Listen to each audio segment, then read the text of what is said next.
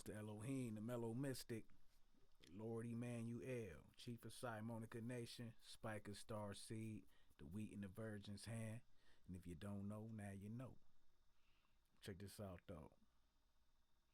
About to get into module 4 of the Simonican or the Indigenous and Ancestral Rights course from the Simonican Mystery School of Spiker. And just go from there, you know. I did a lot of just flowing with the energy, man, and you know. But now it's trying to get back into the courses, drop the courses and shit. Cause after this, I'm gonna drop the information on how to create your own micronation, and cause that it actually was module 5 of the sovereignty course, but I excluded it to make it a more advanced level joint. But like, you know what I mean, I'm dropping all this knowledge for free, but you could donate, or you could just purchase the information for $33. You know what I'm saying? But I'm kicking it though. I kicked all the courses so far. I mean, I still got a couple more to kick, but you know what I'm saying? I'm dropping all the information for free. What you do with it is what you do with it, but if you want to just have it to study, to look over, you know what I mean? simonicanation.org, the resources page. But module 4 goes into land, territory, and ancestral stewardship. So it applies indigenous law and natural law directly to land and place. This module reframes land as relation rather than commodity, examines forced displacement without disempowerment, and introduces private, peaceful methods of acknowledging ancestral land relationships, possession, and stewardship.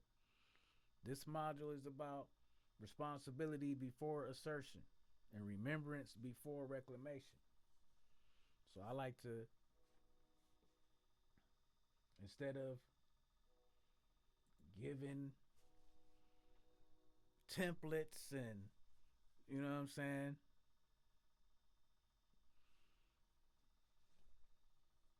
packages, I'd rather you have the knowledge. You know what I'm saying? At least have it at your disposal. Get the knowledge. Know what's actually going on. When you know what's actually going on, then you can understand your power, your sovereignty, because that's where it happens first, internally, on the inside, above. As above, so below, as within, so without. What manifests in the physical happens first in the spiritual. You know what I mean? So land as relation, not property.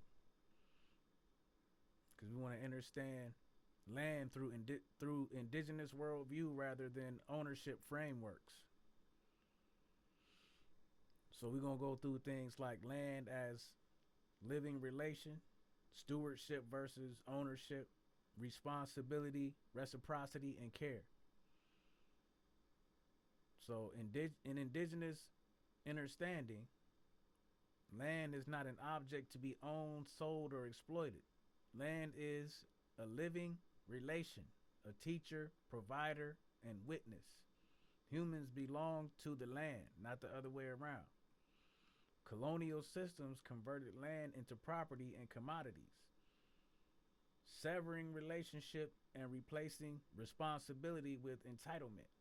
Indigenous stewardship restores balance by prioritizing care, continuity, and reciprocity. To reclaim land relationship is not to seize control, but to resume responsibility.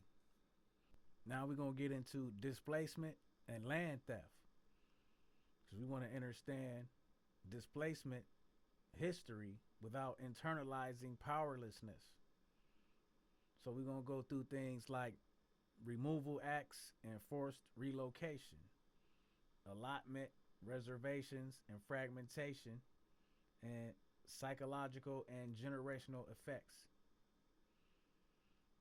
So, forced displacement disrupted indigenous nations physically and spiritually, but it did not erase ancestral relationship to land.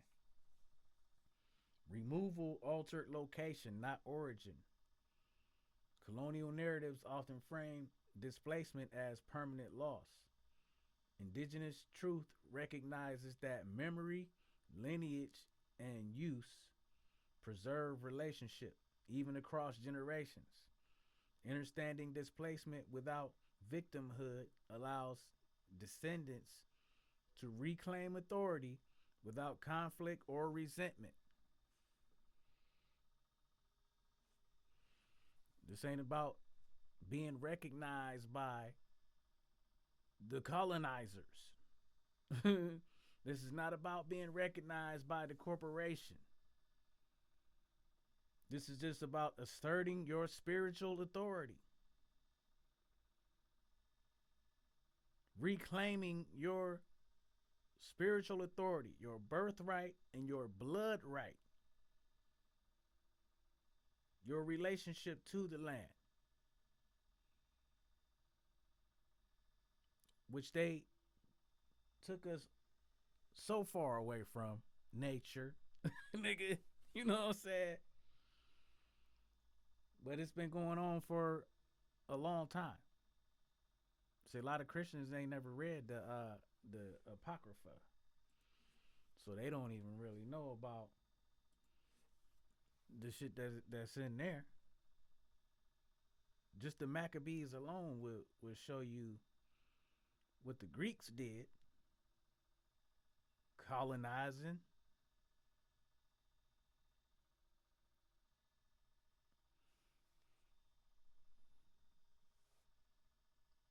making the natives take on the ways of the heathen.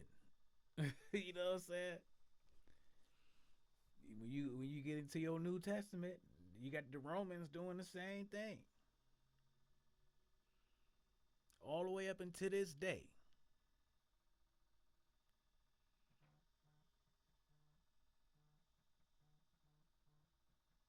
And the indigenous, the dry bones in the valley still drier than a motherfucker right now. But they waking up, man. Can these bones live?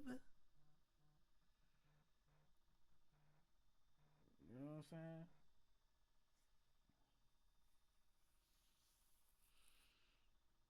So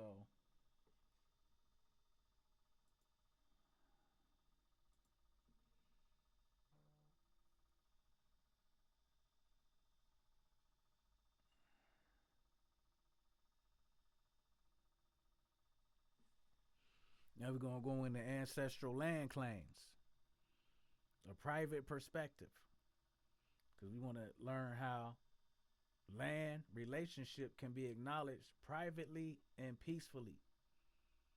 So we're gonna go through things like possession, use, and improvement, private declarations of land relationship, land trusts, and stewardship structures. Ancestral land claims need not be confrontational or public. Many are acknowledged through private declarations, trusts, and ongoing use. Possession does not require title. Use, care, and continuity establish lawful relationship under natural law. Private land trusts allow families to record stewardship intentions without entering adversarial systems. This approach emphasizes continuity over confrontation. So, in the next video, we'll go through Module 5, which deals with indigenous standing and political status. This is where we clarify status versus citizenship, separate indigenous standing from corporate political identity, prepare students for declarations, notices, and record correction, and bridge into travel, contracts, and interaction with systems.